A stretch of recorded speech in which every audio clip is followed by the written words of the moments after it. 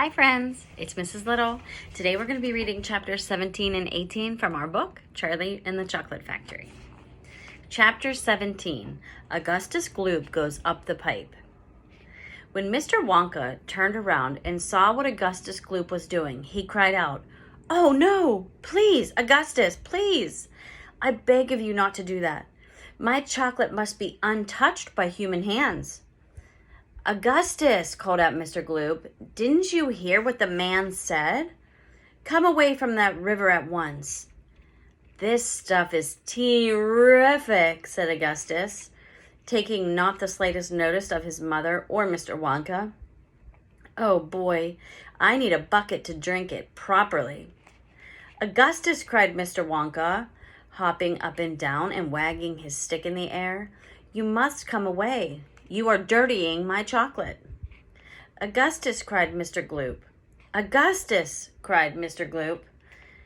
But Augustus was deaf to everything except the call of his enormous stomach. He was now lying full length on the ground with his head far out over the river, lapping up the chocolate like a dog. "Augustus," shouted Mrs. Gloop, "you'll be giving that nasty cold of yours to about 1,000,000 people all over the country." "Be careful, Augustus," shouted Mr. Gloop. "You're leaning too far out."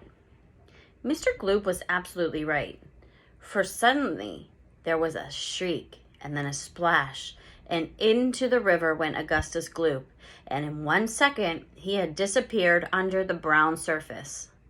"Save him!" screamed Mrs. Gloop, going white in the face and waving her umbrella about. "He'll drown! He can't swim a yard! Save him! Save him!" "Good heavens, woman," said Mr. Gloop. "I'm not diving in there. I've got my best suit on."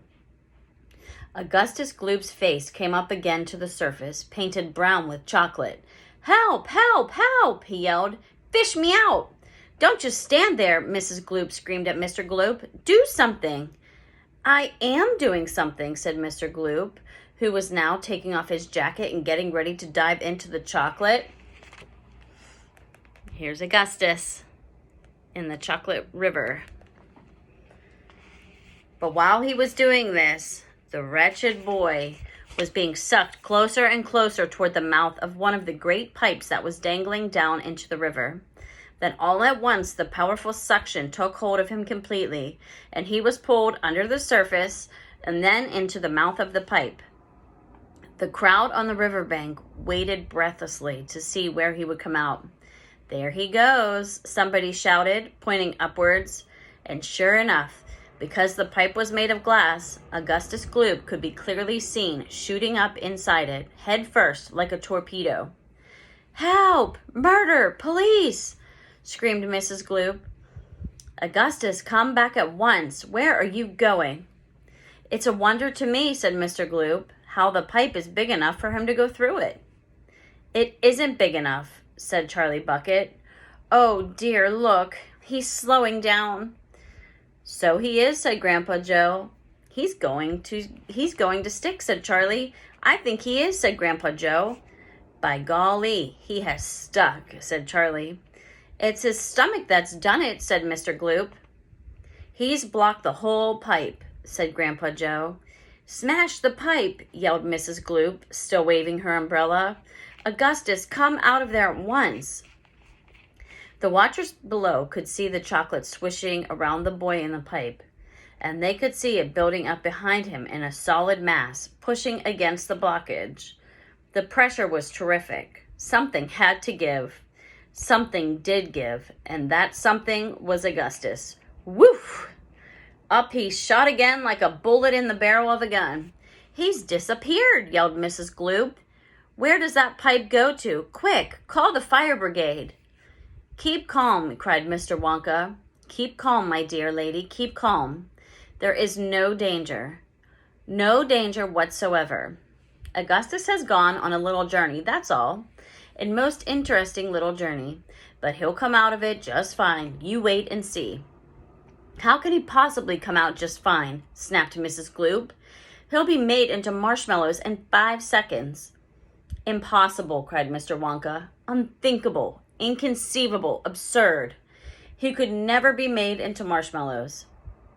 And why not, may I ask? Shouted Mrs. Gloop. Because that pipe doesn't go to the marshmallow room, Mr. Wonka answered. It doesn't go anywhere near it. That pipe, the one Augustus went up, happens to lead directly to the room where I make a most delicious kind of strawberry-flavored chocolate-coated fudge.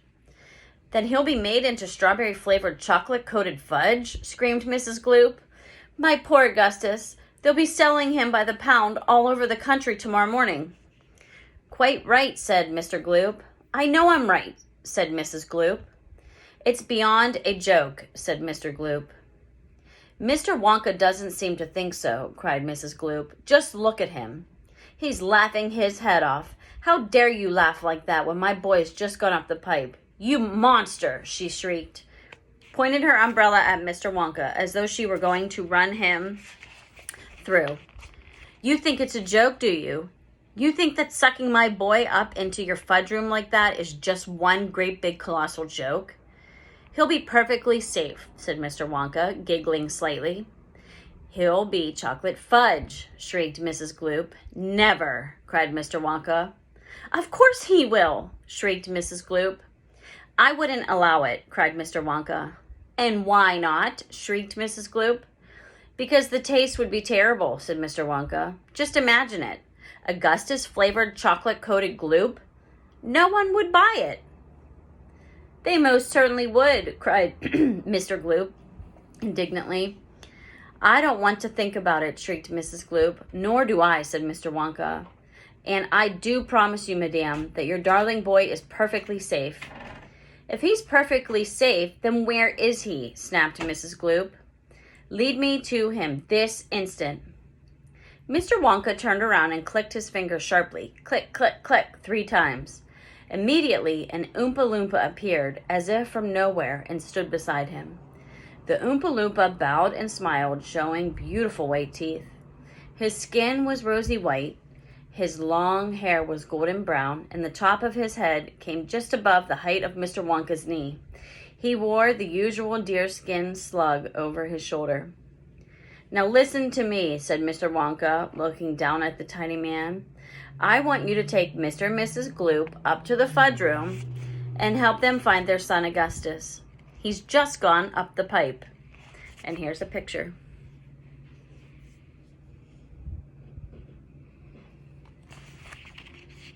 The Oompa Loompa took one look at Mrs. Gloop and exploded into peals of laughter. Oh, do be quiet, said Mr. Wonka. Control yourself. Pull yourself together. Mrs. Gloop doesn't think it's at all funny. You can say that again, said Mrs. Gloop. Go straight to the fudge room, Mr. Wonka said to the Oompa Loompa. And when you get there, take a long stick and start poking around inside the big chocolate mixing barrel. I'm almost certain you'll find him in there. But you'd better look sharp. You'll have to hurry. If you leave him in the chocolate mixing barrel too long, he's liable to get poured out into the fudge boiler, and that really would be a disaster, wouldn't it? My fudge would become quite uneatable. Mrs. Gloop let out a shriek of fury. I'm joking, said Mr. Wonka, giggling madly behind his beard. I didn't mean it. Forgive me. I'm so sorry. Goodbye, Mrs. Gloop and Mr. Gloop. Goodbye. Goodbye. I'll see you later. And Mr. and Mrs. Gloop and their tiny escort hurried away. The 5 Oompa Loompas on the far side of the river suddenly began hopping and dancing about and beating wildly upon a number of very small drums. Augustus Gloop, they chanted. Augustus Gloop, Augustus Gloop, Augustus Gloop. Grandpa, cried Charlie. Listen to them, Grandpa. What are they doing? Shh, whispered Grandpa Joe. I think they're going to sing us a song. Augustus Gloop, chanted the Oompa Loompas. Augustus Gloop, Augustus Gloop, the great big greedy nincompoop.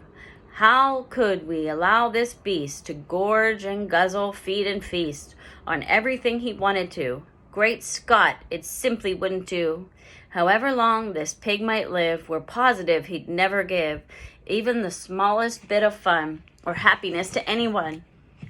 So what we do in cases such as this, we use the gentle touch, and carefully we take the brat and turn him into something that will give great pleasure to us all. A doll, for instance, or a ball, or marbles, or a rocking horse. But this revolting boy, of course, was so unutterably vile, so greedy, foul, and infantile, he left a most disgusting taste inside our mouths, and so in haste we chose a thing that, come what may, would take the nasty taste away. Come on, we cried, the time is ripe to send him shooting up the pipe. He has to go, it has to be, and very soon he's going to see. Inside the room to which he's gone, some funny things are going on. But don't, dear children, be alarmed. Augustus Gloop will not be harmed, although, of course, we must admit, he will be altered quite a bit. He'll be quite changed from what he's been when he goes through the fudge machine. Slowly the wheels go round and round. The cogs begin to grind and pound. 100 knives to slice, slice, slice. We add some sugar, cream, and spice. We boil him for a minute more until we're absolutely sure that all the greed and all the gall is boiled away for once and all. Then out he comes, and now, by grace, a miracle has taken place. This boy, who only just before was loathed by men from shore to shore, this greedy brute, this louse's ear, is loved by people everywhere. For who could hate or bear a grudge against a luscious bit of fudge? I told you they love singing, cried Mr. Wonka. Aren't they delightful? Aren't they charming? But you mustn't believe a word they said. It's all nonsense, every bit of it. Are the Oompa Loompas really joking, Grandpa? Asked Charlie. Of course they're joking, answered Grandpa Joe. They must be joking. At least I hope they're joking, don't you? Chapter 18. Down the Chocolate River. Off we go, cried Mr. Wonka. Hurry up, everybody. Follow me to the next room. And please don't worry about Augustus Gloop. He's bound to come out in the wash. They always do. We shall have to make the next part of the journey by boat. Here she comes, look. A steamy mist was rising up now from the great warm chocolate river, and out of the mist there appeared suddenly a most fantastic pink boat. It was a large open rowboat with a tall front and a tall back, like a Viking boat of old. And it was such a shining, sparkling, glistening pink color that the whole thing looked as though it were made of bright pink glass. There were many oars on either side of it, and as the boat came closer, the watchers on the riverbank could see that the oars were being pulled by masses of Oompa Loompas, at least 10 of them to each oar. This is my private yacht, cried Mr. Wonka, beaming with pleasure. I made her by hollowing out an enormous boiled sweet. Isn't she beautiful? See how she comes cutting through the river?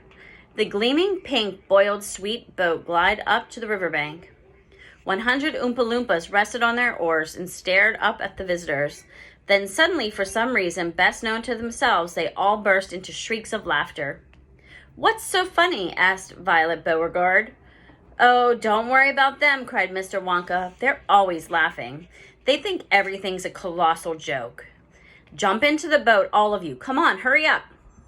As soon as everyone was safely in, the Oompa Loompas pushed the boat away from the bank and began to row swiftly down the river. Hey there, Mike Teavee, shouted Mr. Wonka.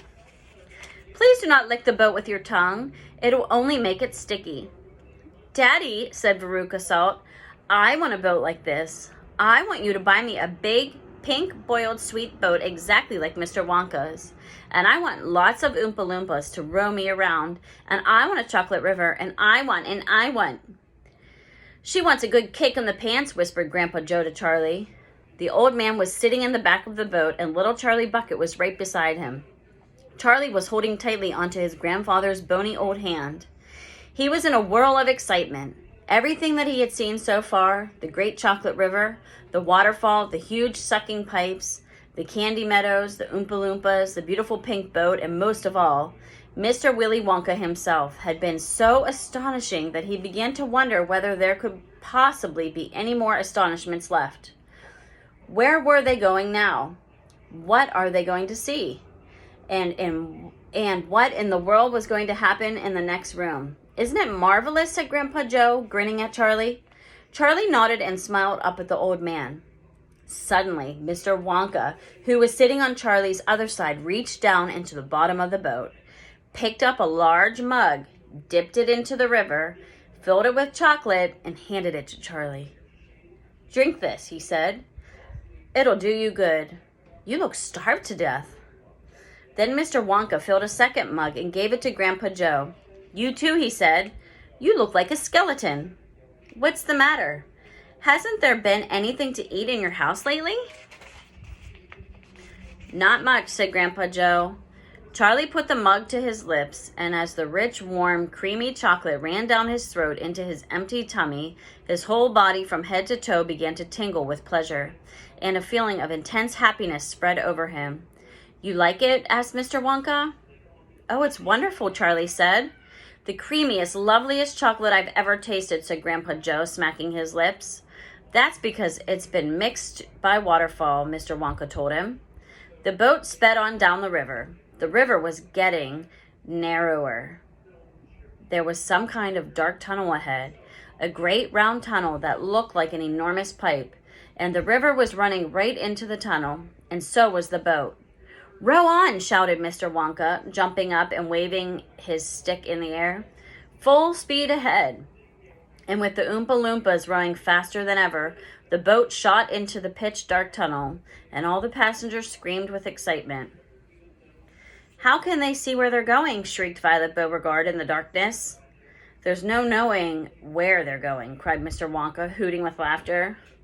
"There's no earthly way of knowing which direction they are going. There's no knowing where they're rowing, or which way the river's flowing. Not a speck of light is showing. So the danger must be growing, for the rowers keep on rowing, and they're certainly not showing any signs that they are slowing." "He's gone off his rocker," shouted one of the fathers, aghast, and the other parents joined in the chorus of frightening shouting. "He's crazy," they shouted. "He's balmy, he's nutty, he's screwy, he's batty, he's dippy, he's dotty, he's daffy, he's goofy, he's beany, he's buggy, he's wacky, he's loony." "No, he is not," said Grandpa Joe. "Switch on the lights," shouted Mr. Wonka. And suddenly on came the lights, and the whole tunnel was brilliantly lit up. And Charlie could see that they were indeed inside a gigantic pipe, and the great upward curving walls of the pipe were pure white and spotlessly clean. The river of chocolate was flowing very fast inside the pipe, and the Oompa Loompas were all rowing like crazy, and the boat was rocketing along at a furious pace. Mr. Wonka was jumping up and down in the back of the boat and calling to the rowers to row faster and faster still. He seemed to love the sensation of whizzing through a white tunnel in a pink boat on a chocolate river, and he clapped his hands and laughed and kept glancing at his passengers to see if they were enjoying it as much as he. "Look, Grandpa," cried Charlie. "There's a door in the wall." It was a green door, and it was set into the wall of the tunnel just above the level of the river. As they flashed past it, there was just enough time to read the writing on the door. "Storeroom number 54, it said. "All the creams, dairy cream, whipped cream, violet cream, coffee cream, pineapple cream, vanilla cream, and hair cream." "Hair cream?" cried Mike Teavee. "You don't use hair cream." "Row on," shouted Mr. Wonka. "There's no time to answer silly questions." They streaked past a black door. "Storeroom number 71, it said on it. "Whips, all shapes and sizes." "Whips?" cried Veruca Salt. "What on earth do you use whips for?" "For whipping cream, of course," said Mr. Wonka. "How can you whip cream without whips?" "Whipping cream isn't whipping cream at all unless it's been whipped with whips. Just as a poached egg isn't a poached egg unless it's been stolen from the woods in the dead of the night. Row on, please." They passed a yellow door on which it said, "Storeroom number 77. All the beans, cacao beans, coffee beans, jelly beans, and has-beans." "Has-beans?" cried Violet Beauregard. "You're one yourself," said Mr. Wonka. "There's no time for arguing. Press on, press on." But 5 seconds later, when a bright red door came into sight ahead, he suddenly waved his gold-topped cane in the air and shouted, "Stop the boat!" And that's the end of chapter 18. See you tomorrow.